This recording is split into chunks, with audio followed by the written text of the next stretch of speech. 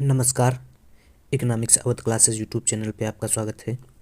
आज की क्लास में हम लोग व्यष्टि अर्थशास्त्र के अंतर्गत एक महत्वपूर्ण टॉपिक उत्पादन फलन और कारक के प्रतिफल का अध्ययन करेंगे। आज की यह क्लास व्यष्टि अर्थशास्त्र के अंतर्गत लिए गए टॉपिक से है। यह क्लास 11 के विद्यार्थियों के लिए तथा UGC net, JRF, TGT, PGT, LT, GIC के विद्यार्थियों के लिए महत्वपूर्ण है। तो आज की क्लास स्टार्ट करते हैं। 1 नंबर क्वेश्चन है, अल्पकाल के दौरान उत्पादन को बढ़ाया जा सकता है। कैसे बढ़ाया जा सकता है ऑप्शन देख लेते हैं। क्या है? ए, स्थिर कारकों के अधिक प्रयोग द्वारा, बी, परिवर्ती कारकों के अधिक प्रयोग द्वारा, सी, उत्पादन के सभी कारकों के अधिक प्रयोग द्वारा, डी, इनमें से कोई नहीं। तो उत्पादन की प्रक्रिया के दौरान मुख्य रूप से 2 प्रकार के साधन प्रयोग में लाए जाते हैं। कुछ साधन स्थिर होते हैं और कुछ साधन जो है परिवर्तनशील होते हैं। तो अल्पकाल के दौरान कुछ साधन को परिवर्तनशील माना गया है और कुछ साधन को स्थिर माना गया है। तो जो साधन अल्पकाल में परिवर्तनशील होते हैं उन साधनों को बढ़ाकर उत्पादन किया जा सकता है। परिवर्तनशील साधनों में श्रम को मुख्य रूप से प्रमुख परिवर्तनशील साधन माना गया है। तो श्रम को बढ़ा के जो है उत्पादन को बढ़ाया जा सकता है। तो अल्पकाल के दौरान उत्पादन बढ़ाने के लिए श्रम को बढ़ाया जा सकता है। तो श्रम एक प्रकार का परिवर्तनशील साधन है। तो इस प्रकार से इसका आंसर सही हो जाएगा बी, परिवर्ती कारकों के अधिक प्रयोग द्वारा जो है अल्पकाल में उत्पादन को बढ़ाया जा सकता है। बी सही है। उत्पादन के 2 साधन प्रयोग किए जाते हैं। अल्पकाल उत्पादन फलन होता है और दीर्घकालीन उत्पादन फलन होता है। अल्पकालीन उत्पादन फलन क्या होता है? अल्पकाल छोटा समय होता है। अल्पकाल में उत्पादक को बहुत ज़्यादा समय नहीं मिल पाता है, इसलिए उत्पादक क्या करता है? उत्पादन प्रक्रिया के दौरान कुछ साधनों में वृद्धि करके उत्पादन को बढ़ाता है और अल्पकाल में सभी साधन को परिवर्तित नहीं किए जा सकते हैं, बदले नहीं जा सकते हैं। अल्पकालीन उत्पादन फलन को परिवर्तनशील अनुपातों का नियम कहा जाता है। लेकिन एक दीर्घकालीन उत्पादन फलन होता है। तो दीर्घकालीन उत्पादन फलन क्या होता है? दीर्घकालीन उत्पादन फलन में उत्पादक के पास समय पर्याप्त रहता है। जब उत्पादक के पास समय पर्याप्त रहता है तो उत्पादन के सभी साधनों को परिवर्तित किया जा सकता है, और जब सभी साधनों को परिवर्तित किया जा सकता है तो पूर्णतः या पूरा कह सकते हैं उत्पादन का पैमाना ही बदल जाएगा। तो जब उत्पादन का पैमाना बदल जाएगा तो इसी के नाम पर दीर्घकालीन उत्पादन फलन को पैमाने का प्रतिफल भी कहा जाता है। अब अगर बात की जाए उत्पादन किसे कहते हैं, तो उत्पादन विभिन्न साधनों को आपस में संयोजित करके जो प्रतिफल प्राप्त होता है उसी को उत्पादन कहते हैं। विभिन्न साधन कैसे? जैसे भूमि, श्रम, पूंजी, साहस, मजदूरी, इन सबको आपस में जब मिलाकर कोई प्रतिफल मिलाकर कोई वस्तु उत्पादित की जाती है और उससे प्राप्त जो उत्पादन होता है उसी को ही क्या कहते हैं? उत्पादन कहते हैं। किसी पदार्थ वस्तु में उपयोगिता का सृजन करना ही उत्पादन कहलाता है। मार्शल उत्पादन को ऋणात्मक उपयोगिता कहते हैं तथा उत्पादन में उपयोगिता का सृजन करने की बात करते हैं। उपभोग में उपयोगिता नष्ट होती है और उत्पादन में उपयोगिता का सृजन होता है। उत्पादन एवं उपभोग दोनों आर्थिक क्रियाएं हैं। आर्थिक क्रिया में उपयोगिता का सृजन एवं विनाश दोनों होता है। अब अगर उत्पादन फलन की बात की जाए तो उत्पादन फलन क्यू एक्स बराबर होता है फंक्शन ऑफ एल के एल ई ओ। यह उत्पादन फलन होता है। उत्पादन फलन क्यू एक्स जो है इसको आश्रित चर कहा जाता है और एल के एल ई ओ यह स्वतंत्र चर होते हैं। उत्पादन के आगत इसे कहते हैं, यह निर्गत हैं और यह आगत हैं। इन आगतों को मिलाकर जब कोई वस्तु निर्गत की जाती है तो उसी को क्या कहते हैं, उत्पादन फलन कहते हैं। और उत्पादन की मात्रा एवं उत्पादन के निर्धारकों के मध्य तकनीक संबंध व्यक्त करने वाले फलन को उत्पादन फलन कहा जाता है। उत्पादन आगत एवं निर्गत के मध्य तकनीक संबंध व्यक्त करने वाले फलन को उत्पादन फलन कहा जाता है। उत्पादन फलन मुख्य रूप से दो प्रकार के बता चुके हैं, दीर्घकालीन और अल्पकालीन उत्पादन फलन होता है। अल्पकालीन उत्पादन फलन को परिवर्तनशील अनुपातों का नियम कहा जाता है, जबकि दीर्घकालीन उत्पादन फलन को पैमाने का प्रतिफल कहा जाता है। अगला क्वेश्चन है 2 नंबर क्वेश्चन, दीर्घकालीन उत्पादन फलन के संदर्भ में कारक अनुपात होते हैं। तो दीर्घकालीन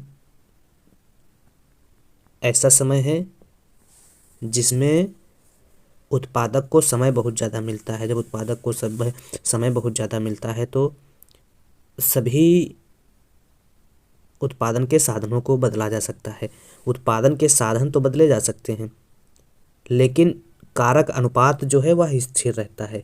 उत्पादन के साधन पूरे बदले जा सकते हैं, इसलिए दीर्घकालीन उत्पादन फलन को पैमाने का प्रतिफल कहा जाता है, लेकिन कारक अनुपात स्थिर रहता है दीर्घकाल में। दीर्घकाल में क्या होता है, दीर्घकाल में उत्पादक के पास समय बहुत ज़्यादा मिलता है, इसलिए दीर्घकाल में उत्पादन के सभी साधन परिवर्तित किए जा सकते हैं, सिर्फ कारक अनुपात परिवर्तित नहीं होता है। अर्थात कारक अनुपात क्या होता है, दीर्घकाल में स्थिर रहता है। दीर्घकाल में उत्पादन के सभी कारकों में वृद्धि करने पर उत्पादन बढ़ाया जा सकता है तथा दीर्घकालीन उत्पादन फलन का अध्ययन पैमाने के प्रतिफल के संबंध में किया जाता है तथा अल्पकालीन फलन का अध्ययन जो है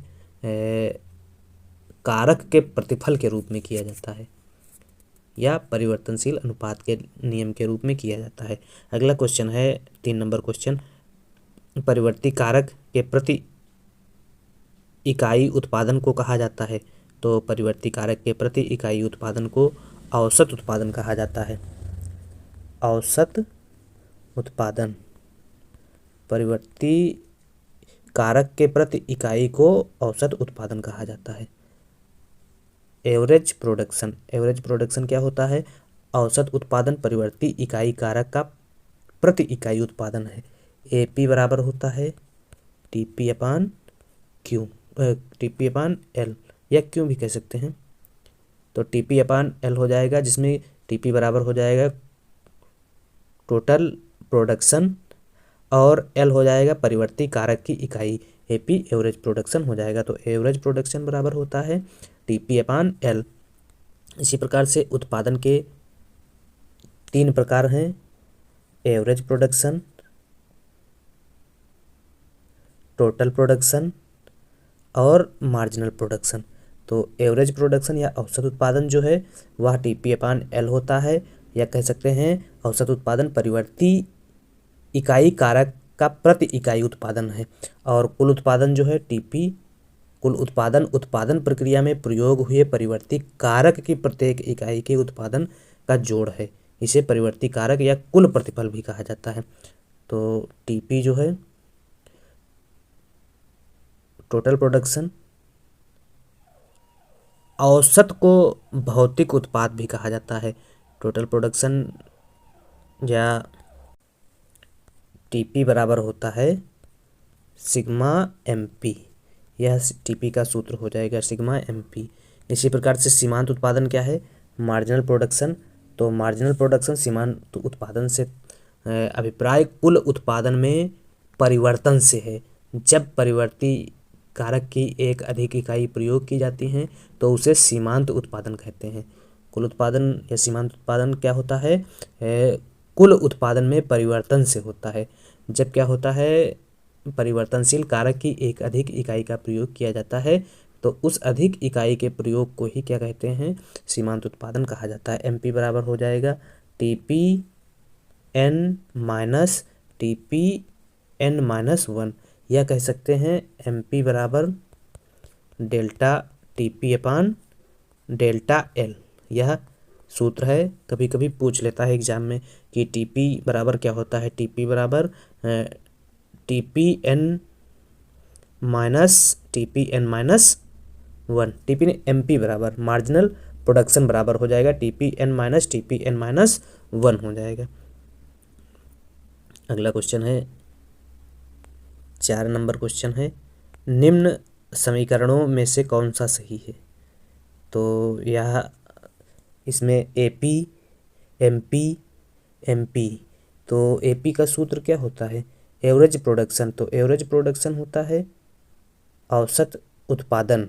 औसत उत्पादन होता है औसत उत्पाद परिवर्ती इकाई कारक का प्रति इकाई उत्पादन होता है। औसत उत्पादन क्या होता है, परिवर्ती इकाई का प्रति इकाई उत्पादन होता है। एवरेज प्रोडक्शन होता है AP बराबर TP/L, या कह सकते हैं AP बराबर Q/L, जिसमें Q या TP जो है कुल उत्पादन हो जाएगा और L जो है परिवर्ती कारक की इकाई हो जाएगी। अब इसी प्रकार से MP दिया गया है, तो MP का सूत्र क्या होता है या MP किसे कहा जाता है, तो MP बराबर हो जाएगा मार्जिनल प्रोडक्शन या सीमांत उत्पादन। तो सीमांत उत्पादन से अभिप्राय उत्पादन में परिवर्तन से है। जब परिवर्ती कारक की एक अधिक इकाई का प्रयोग किया जाता है तो उसी को ही क्या कहते हैं, सीमांत उत्पादन कहते हैं। तो MP बराबर होता है TPN-TPN-1, या कह सकते हैं MP बराबर होता है डेल्टा TP/डेल्टा L। तो यह MP का सूत्र है। तो 4 नंबर क्वेश्चन का जो सही आंसर है AP बराबर Q/L हो जाएगा। Q/L या TP/L के द्वारा AP दिखाया जा सकता है। अगला क्वेश्चन है, निम्न समीकरणों में कौन सा सही है। तो MP बराबर डेल्टा TP/डेल्टा L यही सही है, या MP बराबर TPN-TPN-1। तो यहाँ 2 लिखा है तो ये गलत हो जाएगा, ये भी गलत हो जाएगा, ये भी गलत है और यह सही है, D सही है। अगला क्वेश्चन है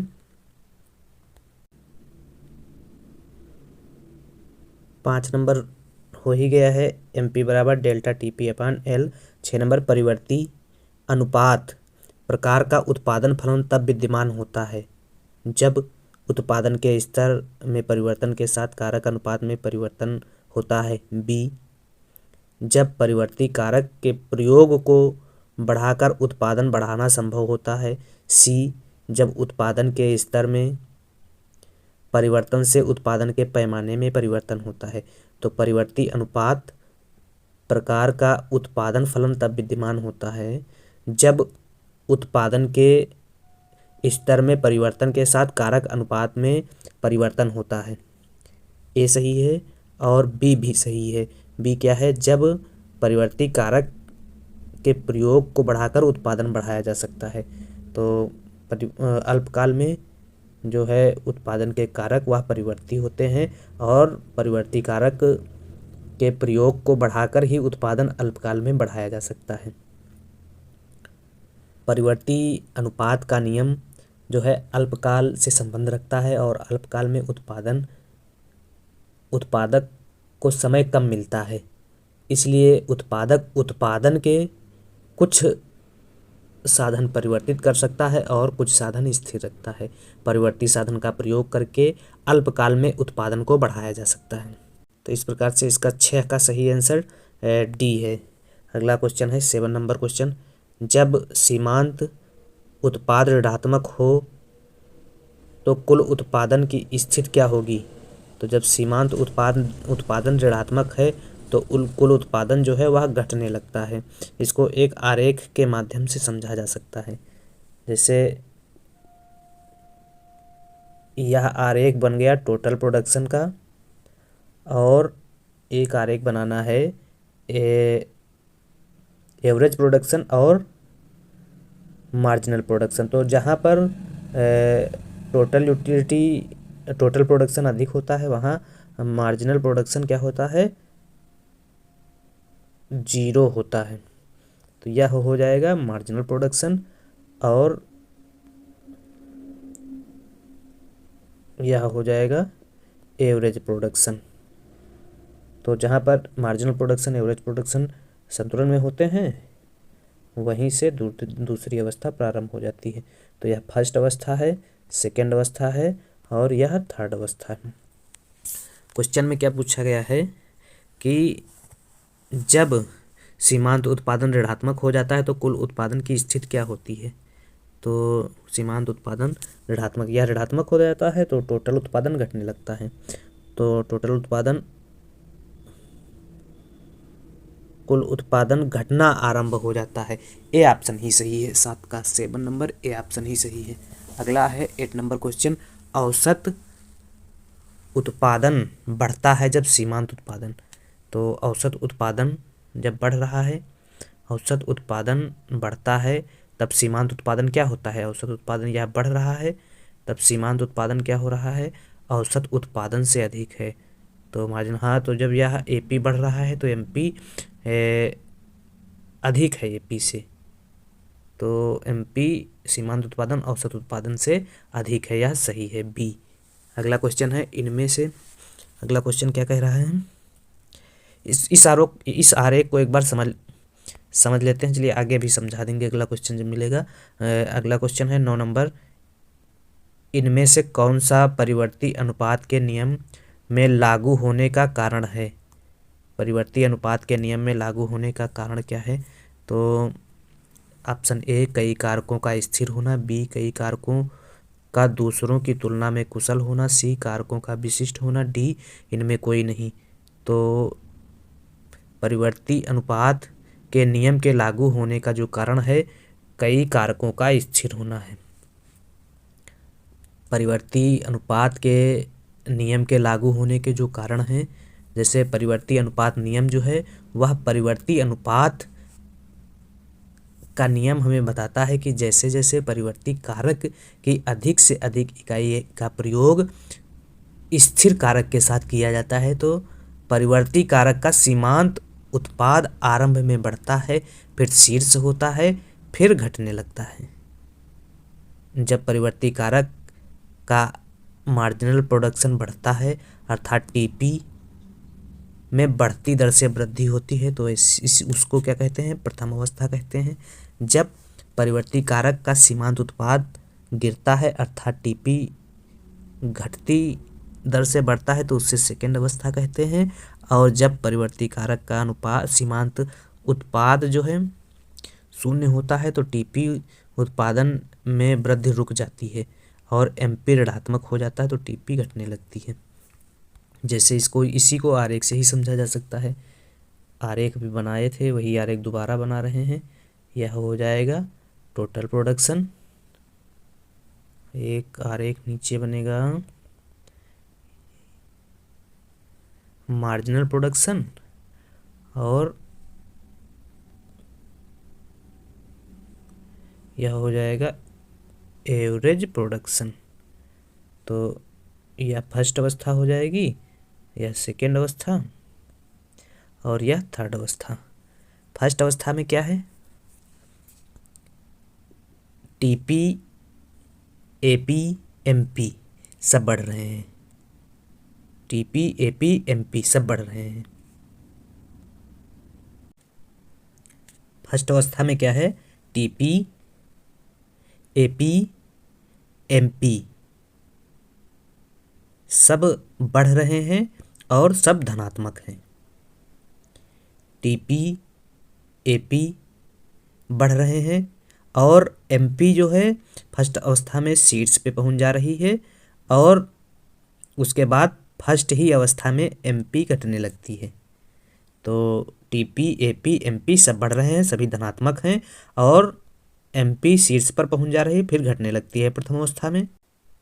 एक बात ध्यान रखने वाली है कि प्रथम अवस्था में टीपी जो है वह बढ़ती दर से बढ़ रही है। अब सेकेंड अवस्था में देखते हैं क्या हो रहा है। तो सेकेंड अवस्था कहाँ से प्रारंभ हो रही है, तो जहाँ पर एवरेज प्रोडक्शन शीर्ष पर होता है और एवरेज प्रोडक्शन को मार्जिनल प्रोडक्शन आपस में काट रही हैं, तो जहाँ पर एपी एमपी बराबर होते हैं वहाँ से सेकेंड अवस्था प्रारंभ होती है, और जहाँ तक टीपी जब शीर्ष पर हो जाती है और एमपी जीरो हो जाती है वहाँ पर सेकेंड अवस्था समाप्त हो जाती है।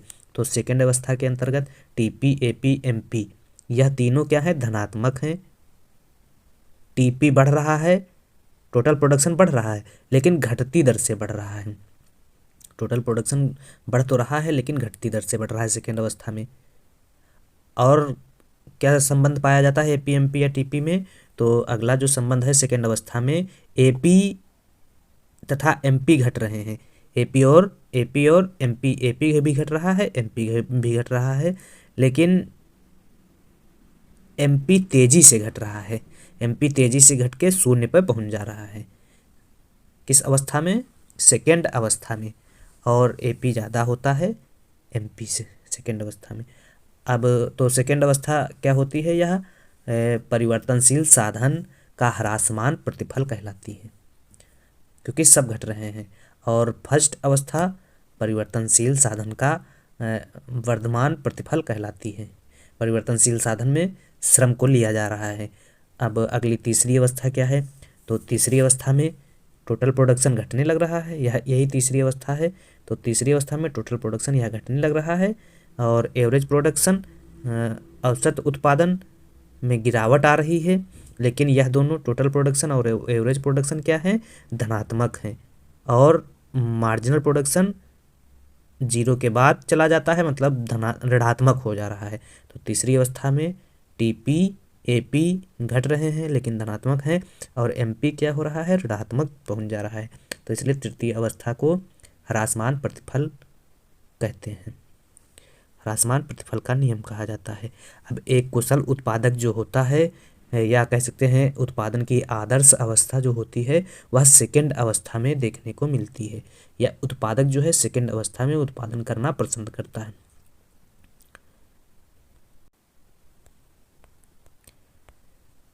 तो 9 नंबर क्वेश्चन का सही आंसर हो जाएगा, इनमें से कौन सा परिवर्ती अनुपात के नियम के लागू होने का कारण है, तो कई कारकों का स्थिर होना हो जाएगा, स्थिर होना। अगला क्वेश्चन है, कारक के ह्रासमान प्रतिफल की अवस्था में कुल उत्पादन घटती दर से बढ़ता है, कुल उत्पादन बढ़ती दर से बढ़ता है, सीमांत उत्पादन घटता है। ए तथा सी दोनों सही हैं। तो कारक के ह्रासमान प्रतिफल की अवस्था, कारक के ह्रासमान प्रतिफल की अवस्था जो है सेकेंड अवस्था को कहा जाता है। सेकेंड अवस्था में क्या होता है, कुल उत्पादन घटती दर से बढ़ता है।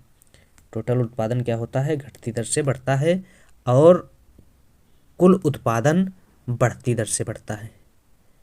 कुल उत्पादन घटती दर से बढ़ता है तथा सीमांत उत्पादन घटता है, बढ़ती दर से नहीं बढ़ता है, तथा सीमांत उत्पादन घटता है।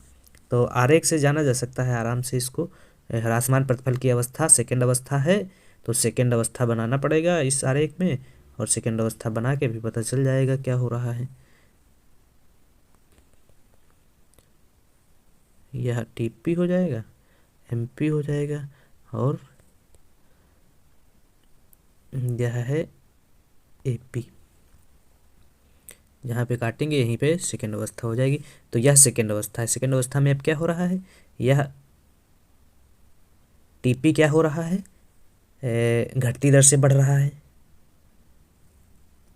एपी में क्या हो रही है, एपी बढ़ रही है, एपी घट रही है। एपी और एमपी दोनों घट रही हैं, एपी और एमपी दोनों घट रही हैं तथा धनात्मक हैं।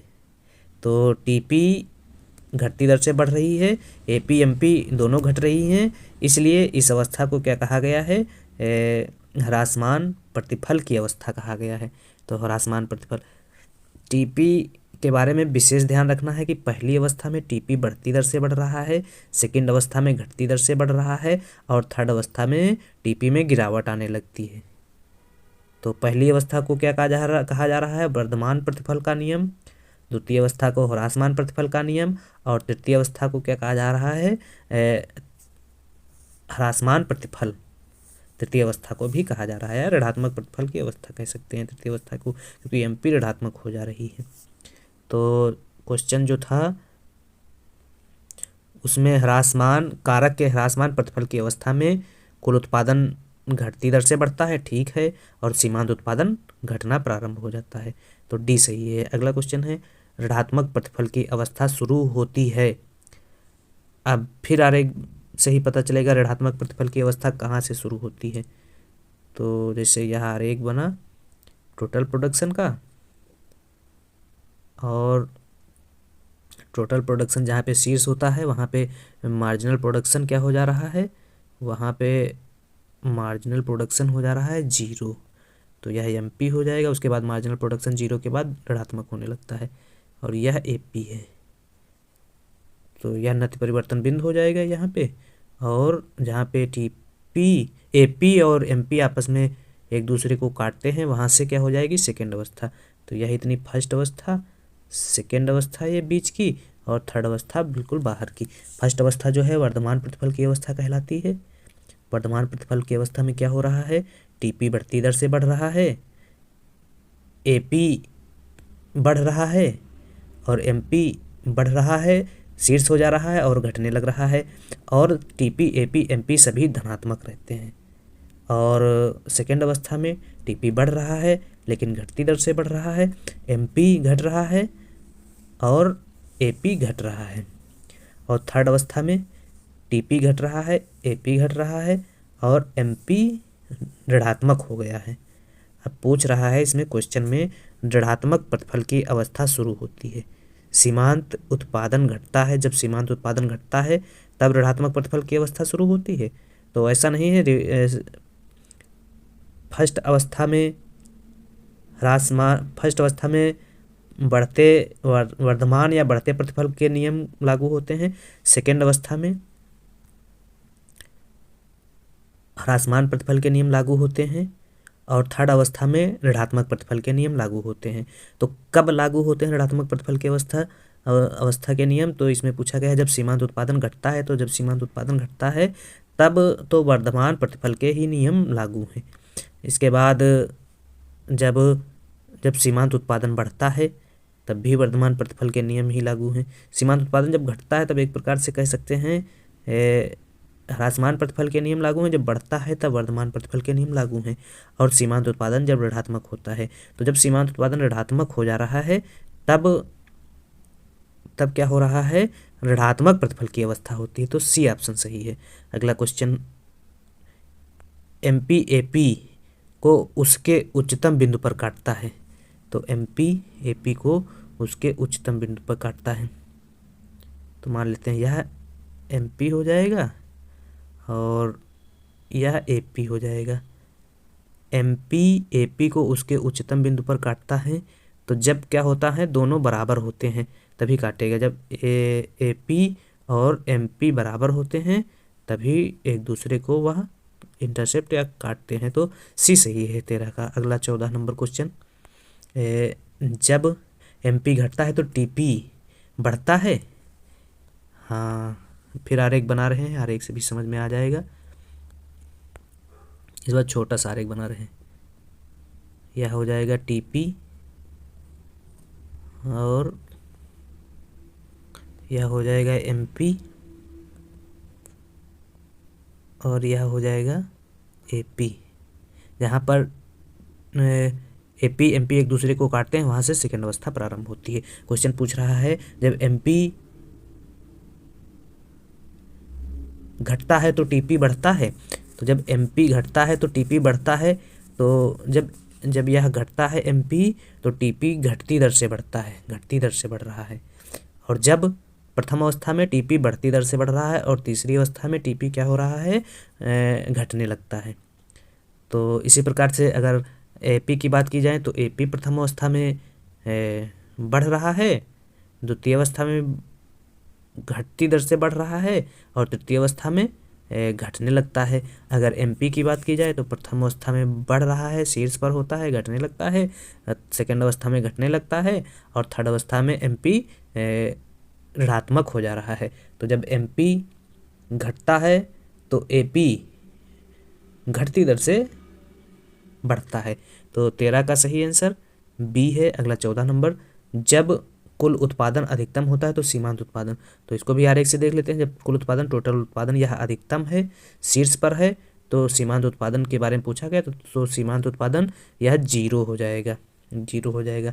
उसके बाद जैसे थर्ड अवस्था आती है तो जब टीपी घटने लगता है थर्ड अवस्था में, एपी घटने लगता है और एमपी ऋणात्मक हो जाता है। अगला क्वेश्चन है, जब एमपी स्थिर है, एमपी कहाँ पे स्थिर है? तो हाँ ठीक है, जब एमपी स्थिर है तब टीपी भी स्थिर है, टीपी शून्य है, टीपी समान दर से बढ़ता है, टीपी समान दर से नहीं बढ़ता है। तो जब एमपी स्थिर है तब टीपी समान दर से बढ़ता है। जब एमपी यहाँ पे स्थिर है तो टीपी समान दर से बढ़ रहा है। नत परिवर्तन के बिंदु पी पर बात की गई है, सी सही है। अगला क्वेश्चन है 16 नंबर क्वेश्चन, नति परिवर्तन बिंदु से अभिप्राय उस बिंदु से है जहाँ, तो नत परिवर्तन बिंदु यह बिंदु होता है। क्या है? ऑप्शन दिया गया है, देख लेते हैं क्या क्या है। जहाँ टीपी का ढलान परिवर्ती होता है, टीपी ऋणात्मक दर पर बढ़ना रुक जाता है, एपी का ढलान परिवर्तित होता है, ए तथा बी दोनों सही हैं। तो नत परिवर्तन बिंदु से अभिप्राय उस बिंदु से जहाँ टीपी का ढलान परिवर्तित होता है। तो आरेख बना लेते हैं तब पता चल जाएगा। टोटल प्रोडक्शन, हाँ तो टीपी का ढलान परिवर्तित हो रहा है, नत परिवर्तन बिंदु यही बिंदु है, और टीपी बढ़ती दर से बढ़ना रुक जाता है। हाँ यहाँ से टीपी जो है बढ़ती दर से बढ़ना रुक जाता है, तो डी सही है। ठीक है, 16 का सही आंसर डी है। अगला 17 नंबर क्वेश्चन, सीमांत उत्पाद वक्र होता है। सीमांत उत्पाद वक्र कैसा होता है? यू आकार का, विपरीत यू आकार का, रेक्टेंगुलर, हाइपरबोला। तो सीमांत उत्पाद, तो सब जो उत्पाद हैं तीनों कौन से? टोटल प्रोडक्शन, मार्जिनल प्रोडक्शन और एवरेज प्रोडक्शन, तीनों के आरेख का जो आरेख होता है वह किस प्रकार का होता है, इनको देख लेते हैं। तो यह आरेख है टोटल प्रोडक्शन का। तो टोटल प्रोडक्शन एक प्रकार से उल्टे या विपरीत यू आकार का बन रहा है। फिर अगर बनाया जाए तो यह आरेख है मार्जिनल प्रोडक्शन का। मार्जिनल प्रोडक्शन भी उल्टे यू आकार का बन रहा है और एवरेज प्रोडक्शन भी उल्टे यू आकार का बन रहा है। तो सीमांत उत्पाद वक्र विपरीत यू आकार का होगा और बी सही हो जाएगा 17 का आंसर। अगला 18 नंबर क्वेश्चन है, उत्पादन की अवस्थाएं परिणाम हैं। इसका परिणाम है, उत्पादन की अवस्थाएं कौन सी हैं? प्रथम अवस्था, द्वितीय अवस्था, तृतीय अवस्था। प्रथम अवस्था को वर्धमान प्रतिफल का नियम, द्वितीय अवस्था को ह्रासमान प्रतिफल का नियम, तृतीय अवस्था को ऋणात्मक प्रतिफल का नियम कहा जाता है। तो पूछ रहा है उत्पादन की अवस्थाएं परिणाम है किसका? घटती रूपांतरण की सीमांत दर के नियम का, घटती सीमांत उपयोगिता के नियम का, परिवर्ती अनुपात के नियम का, पैमाने के घटते प्रतिफल के नियम का। तो उत्पादन की अवस्थाएं जो हैं परिवर्ती अनुपात के नियम में या कह सकते हैं अल्पकाल में पाई जाती हैं। तो 18 का सही आंसर सी हो जाएगा। अगला क्वेश्चन है, जब कुल उत्पादन 100 इकाई तथा परिवर्ती कारक की इकाइयाँ 40 हो तो औसत उत्पादन क्या होगा? तो औसत उत्पादन निकालने का सूत्र होता है एवरेज प्रोडक्शन। एवरेज प्रोडक्शन होता है टोटल प्रोडक्शन अपान एल, या क्यों कह सकते हैं तो टोटल प्रोडक्शन 100 है बटे 4, तो 25 आंसर आ जाएगा। सिंपल है, 25। 19 का सही आंसर ए है। अगला 20 नंबर क्वेश्चन, अगला क्वेश्चन जो है उचित शब्द का चयन कर रिक्त स्थान की पूर्ति करना है। तो रिक्त स्थान की पूर्ति कर लिया जाए और देख लिया जाए क्या क्वेश्चन कौन सा सही शब्द होगा रिक्त स्थान की पूर्ति के लिए। 1 नंबर क्वेश्चन, उत्पादन फलन भौतिक आगत तथा भौतिक उत्पादन के बीच संबंध बताता है, कैसा? तकनीक एवं आर्थिक। तो तकनीक संबंध बताता है, तो यह सही हो जाएगा तकनीक। अगला 2 नंबर क्वेश्चन, दीर्घकालीन उत्पाद, दीर्घकाल समय की वह अवधि है, दीर्घकाल समय की वह अवधि है जब उत्पादन के सभी कारक, तो दीर्घकाल में उत्पादन के सभी कारक कैसे होते हैं? स्थिर की परिवर्तनशील। तो दीर्घकाल में सभी कारक परिवर्तनशील हो जाते हैं, अल्पकाल में सभी कारक दीर्घकाल में सभी कारक परिवर्तनशील हो जाते हैं। हाँ, सभी कारक परिवर्तनशील हो जाते हैं। और अल्पकाल में कुछ कारक परिवर्तनशील होते हैं। तो अल्पकाल में जब कुछ कारक परिवर्तनशील होते हैं तो अल्पकाल को परिवर्तनशील अनुपातों का नियम कहते हैं। और दीर्घकाल में जब सभी साधन परिवर्तनशील हो जाते हैं तो दीर्घकाल में पैमाना बदल जाता है, इसलिए पैमाने के प्रतिफल का नियम कहते हैं। लेकिन दीर्घकाल में कारक अनुपात जो है स्थिर रहता है और अल्पकाल में कारक अनुपात परिवर्तित रहता है, यह भी ध्यान रखने वाली बात है। अगला क्वेश्चन है 3 नंबर क्वेश्चन। समान अनुपात प्रकार के उत्पादन फलन में उत्पादन में परिवर्तन के साथ उत्पादन के पैमाने में क्या होता है? परिवर्तन नहीं होता है। तो समान अनुपात प्रकार के उत्पादन फलन में उत्पादन में परिवर्तन के साथ पैमाने में परिवर्तन होता है। तो यहाँ परिवर्तन होता है, सही हो जाएगा। नहीं सही होगा, होता है। तो 3 का परिवर्तन होता है। अगला 4 नंबर क्वेश्चन। कुल उत्पादन अधिकतम होता है जब सीमांत उत्पादन होता है। तो आरेख से भी बताए हैं, कुल उत्पादन जब अधिकतम होता है तो सीमांत उत्पादन शून्य होता है। अगला है औसत उत्पादन कारक का प्रति इकाई उत्पादन है। तो औसत उत्पादन कारक का प्रति इकाई जो है परिवर्तनशील उत्पादन होता है। तो परिवर्तनशील उत्पादन होता है औसत उत्पादन, परिवर्तनशील कारक का प्रति इकाई उत्पादन है। 5 का परिवर्तनशील हो जाएगा। अगला 6 केवल दीर्घकाल में संभव है कारक के प्रतिफल, पैमाने के प्रतिफल। तो पैमाने के प्रतिफल जो है वह दीर्घकाल में संभव है, कारक के प्रतिफल अल्पकाल में संभव है। तो 6 का पैमाने के प्रतिफल सही है। अगला 7 नंबर क्वेश्चन है। अन्य बातों के समान रहने पर यदि भूमि के एक टुकड़े पर पूंजी की अधिक से अधिक इकाई का प्रयोग किया जाता है तो एक बिंदु के पश्चात श्रम की सीमांत उत्पादन शुरू हो जाता है, गिरना बढ़ना। तो गिरना शुरू हो जाता है। अगला सत्य एवं असत्य कथन की पहचान करना है। क्या है सत्य एवं असत्य कथन में? तो इसमें दीर्घकालीन उत्पादन फलन को परिवर्ती अनुपात का नियम फलन भी कहा जाता है। तो दीर्घकालीन उत्पादन फलन को नहीं, अल्पकालीन उत्पादन फलन को परिवर्ती अनुपात का नियम कहा जाता है, जबकि दीर्घकालीन उत्पादन फलन को पैमाने का प्रतिफल कहा जाता है। तो यह कथन हो जाएगा गलत। अगला 2 नंबर। अल्पकाल में केवल परिवर्ती कारकों को बदला जाता है। अल्पकाल में केवल परिवर्ती कारकों को बदला जाता है। हाँ, यह सही है।